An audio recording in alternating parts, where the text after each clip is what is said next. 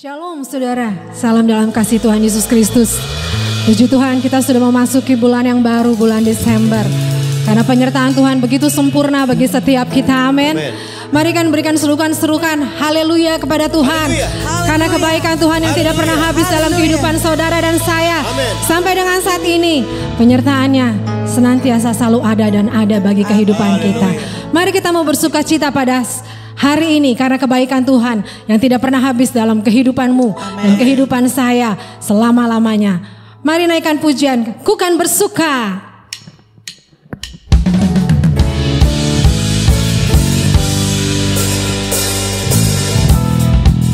Ku kan bersuka karena kebaikanmu. Dalam hadirat Tuhan ku akan bersuka.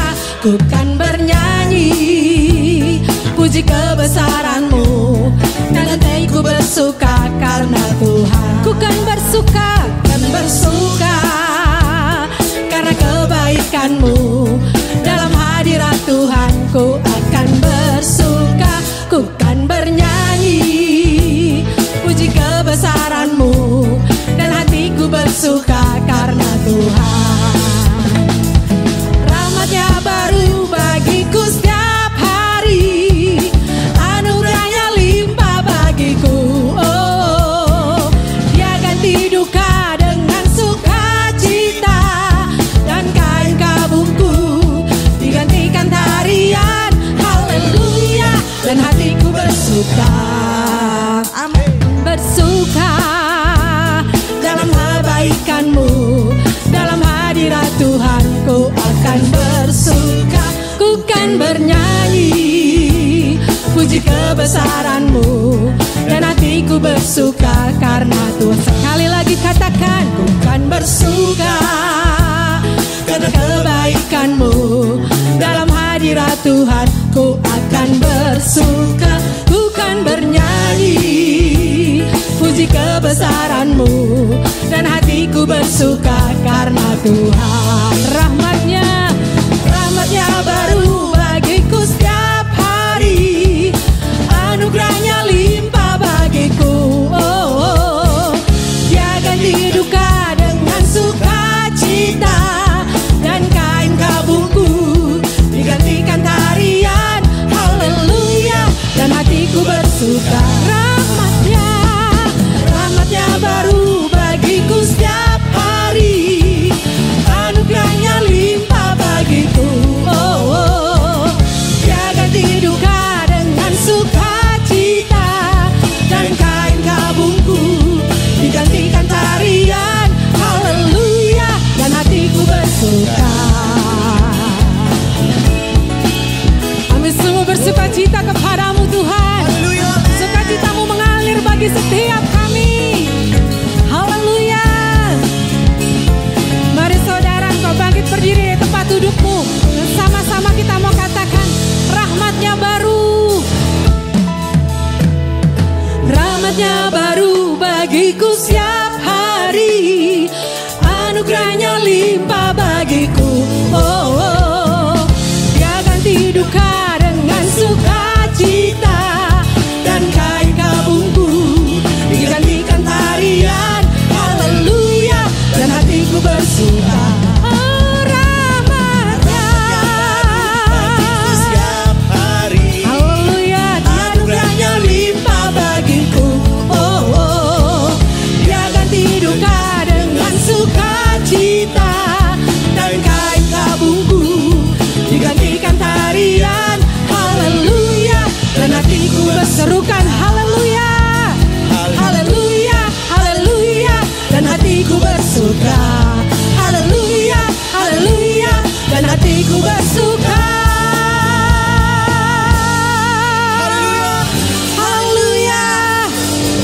Terima kasih Yesus. Kami sungguh bersuka cita di dalam Engkau Tuhan, karena kami tahu kebaikan-Mu selalu ada dalam kehidupan kami.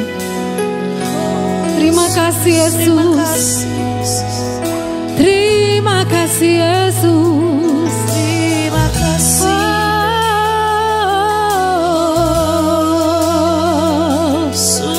Kami sungguh bersuka. Kami bersuka.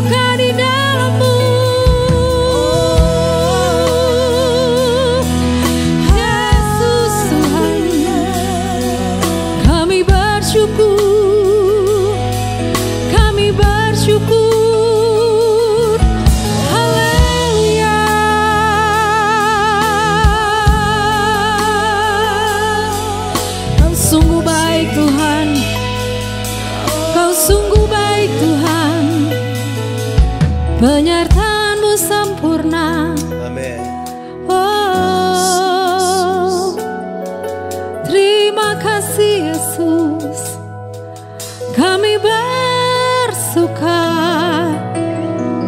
buat kebaikan-Mu, buat cinta-Mu, buat kasih-Mu. Kami sungguh bersyukur memiliki Allah seperti Engkau Tuhan. Kami bangga memiliki Allah seperti Engkau. Karena Engkau begitu sungguh baik Tuhan. Kasih-Mu tidak ada yang menandingi. Tidak ada yang seperti Engkau Bapa. Terima kasih Yesus. Engkau datang bukan untuk menghakimi setiap kami, tapi Engkau datang untuk menyelamatkan setiap kami. Setiap kami yang terhilang, Engkau angkat kami sebagai anak-anak-Mu. Terima kasih Yesus. Kami mau dengarkan kebenaran firman-Mu pada sore hari ini. Thank you Lord. Waktu kecil kita merindukan Natal, hadiah yang indah dan menawan. Namun tak menyadari seorang bayi telah lahir, bawa keselamatan untuk manusia. Karena kita Dia menderita,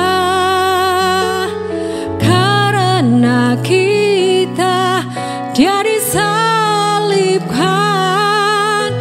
agar dunia yang hilang diselamatkan, beri hukuman kekal. Mari bersama naikkan pujian ini, katakan waktu pun berlalu dan kita pun tahu anugerah yang besar dari Bapa yang relakan anaknya disiksa dan disalibkan di bukit Kalvari. Karena kasih, karena kita Dia menderita, karena kita Dia disalibkan, atas dunia yang hilang diselamatkan dari hukuman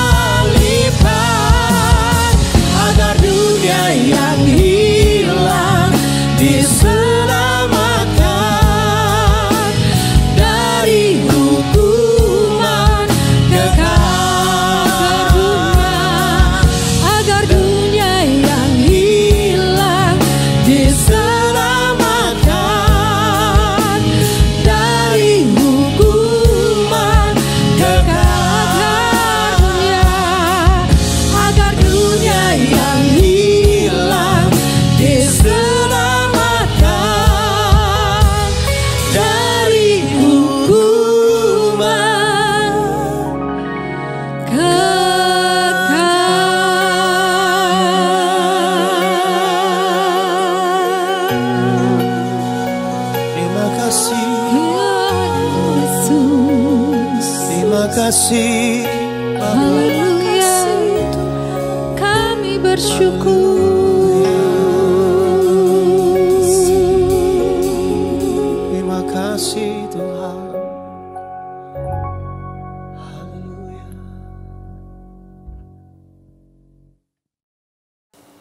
Shalom. Saudara yang dikasihi oleh Tuhan Yesus, kita bersyukur hari ini kita sudah berada di bulan Desember, di penghujung tahun 2020 ini. Kita kembali dapat bersama-sama berjumpa melalui pelayanan ini. Dan saya percaya, saudara tetap di dalam pemeliharaan dan berkat Tuhan. Oleh karena saudara semua adalah orang yang dikasihi oleh Tuhan, tanpa syarat, tanpa batas, tanpa sebab. Haleluya. Nah, saudara yang dikasihi oleh Tuhan Yesus, Matius pasal yang ke-7 ayat yang ke-21 adalah bagian daripada firman Tuhan yang sama-sama kita mau renungkan pada hari ini. Matius pasal yang ke-7 ayat yang ke-21, saya bacakan, demikian bunyinya. Bukan setiap orang yang berseru kepadaku, Tuhan, Tuhan, akan masuk ke dalam kerajaan surga, melainkan dia yang melakukan kehendak Bapa-Ku di surga. Saya ulangin, melainkan dia yang melakukan kehendak Bapa-Ku yang di surga. Wow, saudara. Jelas sekali di sini Tuhan Yesus menegaskan kepada murid-muridnya dan pendengarnya ketika itu bahwa kalau orang yang hanya bisa berseru kepada dia, Tuhan, Tuhan, itu tidak menjamin bahwa orang itu bisa masuk ke dalam kerajaan surga. Nah, siapa yang bisa masuk ke dalam kerajaan surga? Tegas sekali ayat ini berkata adalah dia yang melakukan kehendak Bapa. Dia yang melakukan kehendak Bapa di surga, itulah orang yang akan masuk ke dalam kerajaan surga. Nah, saudara, yang menjadi persoalan kita di sini dan akan kita renungkan sama-sama pada hari ini adalah apakah yang menjadi kehendak Bapa di surga itu? Ini yang poinnya. Apa yang menjadi kehendak Bapa di surga itu sehingga kita dapat masuk ke dalam kerajaan surga? Ya. Suatu hari kira-kira 1 tahun lebih yang lalu, saya pernah memimpin sebuah retreat, ya. Kemudian acara itu begitu sangat sangatlah akrab sekali sehingga kita bisa berinteraksi. Ada kurang lebih 70-80 orang pesertanya. Kemudian saya menyampaikan topik ini, yaitu apa yang menjadi kehendak Bapa di surga itu supaya kita ini dapat masuk ke dalam kerajaan surga. Lalu saya lemparkan pertanyaan ini kepada semua peserta retreat di situ, dan supaya mereka tidak takut kalau jawabannya salah, ya, lalu nanti malu dengan orang lain. Lalu saya suruh ditulis dalam sebuah kertas. Jadi ini jawaban tertutup. Kertas dibagikan, kemudian setelah masing-masing peserta itu menulis jawabannya, dikumpulkan, dan saya buka satu persatu jawaban dari peserta retreat itu. Nah, saudara pengen tahu apa jawaban daripada mereka pada waktu itu? Jawaban-jawaban mereka yang paling banyak adalah melakukan kehendak Bapa itu adalah kita mengasihin dan mengampunin orang lain, ya, mengampunin atau mengasihin sesama, yang lebih begitu. Kemudian jawaban juga yang tidak kalah banyak adalah melakukan kehendak Bapa itu adalah kita harus memuji, memuliakan, menyembah Tuhan dalam setiap keberadaan kehidupan kita. Bagus, ya. Kemudian jawaban juga adalah melakukan kehendak Bapa itu memelihara kekudusan hidup. Ya. Bagus juga, ya, walaupun saya tidak juga paham apa yang dimaksud dengan memelihara kekudusan hidup itu. Kemudian ada juga jawaban melakukan kehendak Bapa itu artinya adalah rajin beribadah kepada Tuhan. Ya. Bahkan ada juga menjawab setia di dalam melayani Tuhan. Ya. Macam-macam. Nah, sehingga jawaban semua peserta pada saat itu ya, saya sampaikan, ditulis di dalam apa namanya, ada whiteboard di sana. Ternyata setelah saya sampaikan apa yang dimaksud oleh Yesus melakukan kehendak Bapaknya menurut Alkitab, ternyata tidak ada satupun orang yang dapat menjawab dengan benar, saudara. Ya, ini faktanya. Dan kalau hari ini pun saya tanya dengan saudara, pemirsa semua, bahwa apakah yang dimaksud dengan melakukan kehendak Bapa itu? Mungkin saudara sudah punya jawaban di dalam hati. Mungkin jawaban saudara sebagian sama dengan jawaban yang mereka yang ada di retreat pada waktu itu. Tapi hari ini saudara, saya mengajak kita bersama-sama ya, mencari jawaban itu menurut apa yang Yesus sendiri katakan. Ya, kita mencari jawaban itu menurut apa yang Yesus sendiri katakan. Kita akan buka Yohanes 6 ayat 28. Yohanes 6 ayat 28. Kita baca bersama-sama. Yohanes 6 ayat 28, 2, 3, 4. Lalu kata mereka kepadanya, kepada Yesus, apakah yang harus kami perbuat supaya kami mengerjakan pekerjaan yang dikehendaki Allah? Wow. Ternyata murid-murid Tuhan juga pernah bertanya kepada Tuhan Yesus ya, di dalam Yohanes 6 ayat 28. Sama seperti kita sedang bertanya hari ini. Ya. Apakah yang harus kami perbuat supaya kami ini mengerjakan pekerjaan yang dikehendaki siapa? Allah atau Bapa. Nah, jawabannya di dalam ayat berikutnya. Ayat 29. Ya. Kita baca bersama-sama. 2, 3, 4. Jawab Yesus kepada mereka. Tegas sekali. Inilah pekerjaan yang dikehendaki Allah, yaitu hendaklah kamu percaya kepada Dia yang telah diutus Allah. Saya ulangin. Ternyata pekerjaan yang dikehendaki Allah itu adalah hendaklah kita semua ini percaya kepada Dia yang diutus Allah. Siapa yang dimaksud Dia yang diutus Allah? Tidak lain adalah Yesus sendiri. Wow. Kok cuma itu? Iya. Ternyata Yesus berkata cuma itu. Ya.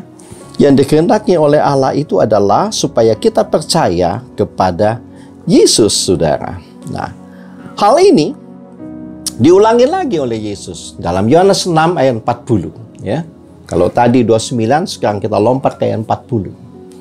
Ya. Di dalam ayat 40 dari Yohanes pasal 6, mari sama-sama kita baca biar saudara benar-benar mengerti. 2, 3, 4. Sebab inilah kehendak Bapakku, nah, kata Yesus, yaitu supaya setiap orang yang melihat Anak, melihat Yesus, dan yang percaya kepadanya, apa? Beroleh hidup yang kekal, dan supaya aku membangkitkannya pada akhir zaman. Jadi kehendak Bapa itu, saudara, konkretnya adalah Dia menginginkan tidak ada satupun di antara kita yang binasa. Dia menginginkan semua kita ini beroleh hidup yang kekal, atau masuk ke dalam kerajaan surga itu dalam konteks Matius pasal 7 tadi. Caranya adalah satu-satunya percaya kepada Yesus. Amin? Iya. Simpel. Iya. Tapi faktanya, banyaklah orang yang tidak percaya kepada Yesus daripada yang percaya kepada Yesus hari ini. Amin? Iya. Kok mudah sekali, Pak? Ya. Hanya percaya kepada Yesus. Itulah kehendak Bapa. Dan itulah satu-satunya jalan yang membuat engkau dapat diselamatkan oleh anugerah-Nya. Haleluya. Yohanes 3 ayat yang ke-16 berkata, karena begitu besar kasih Allah akan dunia ini, sehingga Ia mengaruniakan anak yang tunggal, supaya barang siapa yang percaya kepadanya, yang percaya kepadanya tidak binasa, melainkan beroleh hidup yang kekal. Haleluya, saudara. Kembali lagi, saudara, kita kepada Matius 7:21 tadi. Sekarang saudara bisa jelas, ya.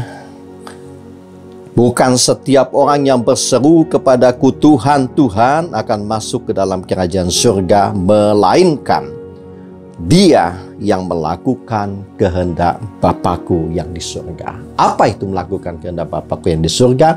Melakukan kehendak Bapakku yang di surga adalah percaya kepada Yesus yang diutus oleh Bapa.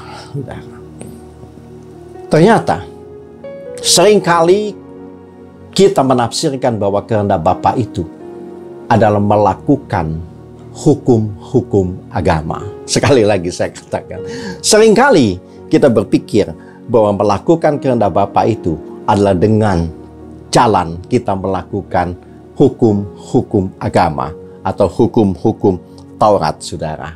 Karena itu saya mengajak saudara membaca, ya, apa yang ditulis oleh Paulus dalam kitab Roma pasal 3 ayat 27 dan 28, ya. Kita mulai dengan ayat 27 dulu. Roma 3 ayat 27. Jika demikian, apakah dasarnya untuk bermegah? Tidak ada. Berdasarkan apa? Berdasarkan perbuatan? Tidak, melainkan berdasarkan iman, ya. Saya mengajak saudara membaca di dalam terjemahan bahasa Indonesia masa kini, ya, BIMK, supaya kita lebih mengerti, ya, yang dimaksud oleh Paulus dalam tulisannya ini, ya. Roma 3 ayat 27. Oleh karena itu, tidak ada lagi alasan bagi kita untuk berbangga-bangga. Mengapa demikian? Apakah karena kita melakukan yang tercantum dalam hukum agama Yahudi? Bukan, tetapi karena kita percaya. Saya ulangin, karena kita percaya. Bukan karena kita melakukan yang tercantum dalam hukum agama. Ayat 28. Sebab kesimpulannya adalah begini. Perhatikan baik-baik. Orang dinyatakan berbaik kembali kepada Allah bukan karena ia melakukan apa yang tercantum dalam hukum agama Yahudi. Saya ulangin, bukan karena ia melakukan apa yang tercantum dalam hukum agama Yahudi, melainkan karena ia percaya kepada Yesus Kristus. Tepuk tangan yang paling meriah bagi Tuhan Yesus. Haleluya. Ya, saudara. Galatia 3 ayat 11, ya. Kita baca lagi sama-sama. Galatia 3 ayat yang ke-11, ya. Kita kembali baca dalam terjemahan bahasa Indonesia masa kini saja ya, dalam BIMK. Galatia 3 pasal 11. Sama-sama kita baca. Tidak seorang pun yang berbaik kepada Allah. Saya ulangin. Tidak seorang pun yang berbaik atau berdamai dengan Allah oleh karena menjalankan hukum agama. Ya. Hal itu sudah dinyatakan dalam Alkitab, saudara. Hanya orang yang percaya kepada Allah sehingga hubungannya dengan Allah menjadi baik kembali akan hidup, saudara. Jadi, saudara, kesimpulannya, kita kembali lagi kepada Matius 7 ayat 21. Ketika Yesus berkata, bukan setiap orang yang berseru kepadaku Tuhan, Tuhan akan masuk ke dalam kerajaan surga, melainkan yang dapat masuk ke dalam kerajaan surga itu adalah dia yang melakukan kehendak Bapakku yang di surga. Dan kita tahu hari ini, apa yang dimaksud dengan melakukan kehendak Bapa yang di surga tidak ada lain kecuali percaya kepada Yesus. Kemudian seringkali ada banyak orang yang bertanya, Pak, kalau demikian, apakah kita tidak perlu berbuat baik? Apakah kita tidak perlu mengampuni orang lain, hanya percaya kepada Yesus? No, saudara, bukan itu. Karena di dalam kepercayaanmu kepada Yesus, itulah yang akan mengubahkan dirimu. Engkau tidak akan mengubahkan dirimu. Engkau tidak akan pernah mampu mengasihi orang lain. Engkau tidak akan pernah mampu mengampuni musuhmu. Engkau tidak akan pernah mampu menjaga kehidupanmu supaya engkau tetap kudus. Hanya satu-satunya Yesus yang memampukan itu semua. Di sinilah letaknya the power of believing. Inilah letaknya kekuatan kuasa ketika engkau percaya kepada Dia. Dia yang mampu mengubahkan hidupmu. Paulus pernah berkata di dalam Galatia 3 ya, tentang buah-buah roh. Semua itu baik. Tidak ada hukum yang menentang itu. Tapi perhatikan baik. Buah itu bukan buah roh huruf kecil, tapi dia adalah buah roh huruf besar. Artinya dia adalah buah Roh Kudus. Engkau tidak dapat berbuah itu kecuali engkau tinggal di dalam Dia dan Dia di dalam engkau. Karena Yesus katakan Dia adalah pokoknya anggur itu dan engkau hanyalah ranting-rantingnya. Ranting tidak dapat berbuah jikalau dia terlepas daripada pokoknya. Dia hanya dapat menyalurkan buah itu jikalau dia tinggal diam di dalam pokok anggur yang adalah Yesus itu sendiri. Saudara yang dikasihi oleh Tuhan Yesus, hanya satu yang kehendak Bapa dalam hidupmu. Percaya kepada Yesus. Percaya kepada Yesus bukan saja membuat engkau diselamatkan, bukan saja engkau dapat masuk ke dalam kerajaan surga, tapi percaya kepada Yesus itu mampu mengubahkan dirimu. Ada kekuatan yang mampu mengubahkan hidupmu di dalam percaya itu. Kiranya Tuhan memberkati kita semuanya. Haleluya. Amin. Terima kasih Bapa di dalam surga. Hari ini kami boleh bersyukur kepadamu. Kami sudah mendapatkan sebuah pencerahan di dalam renungan kami. Bahwa satu-satunya kehendak Bapa itu dalam hidup kami adalah percaya kepada Kristus yang Kau sudah utus bagi kami semuanya. Terima kasih Tuhan. Kami bersyukur kepadamu. Kami sudah boleh berada di bulan terakhir dari tahun 2020 ini. Walaupun situasi tahun 2020 ini, dunia sedang Tuhan izinkan dilanda oleh pandemi COVID-19. Tapi hari ini kami bersyukur kami ada dalam perlindungan dan berkat Tuhan senantiasa. Kami serahkan kehidupan kami ke depan ke dalam tangan pemeliharaan-Mu. Tuhan juga menolong kelangsungan daripada pelayanan ini. Gerakkan setiap hati anak-anak Tuhan untuk ambil bagian, untuk mendukung pelayanan ini, supaya pelayanan ini boleh terus berlangsung di waktu-waktu yang akan datang, ketika Tuhan masih izinkan kami untuk tidak melakukan ibadah on-site, tetapi hanya melalui ibadah online ini. Terpujilah namamu Bapa, hanya dalam nama Tuhan Yesus kami berdoa. Haleluya, haleluya. Amin. Tuhan berkatin. Shalom.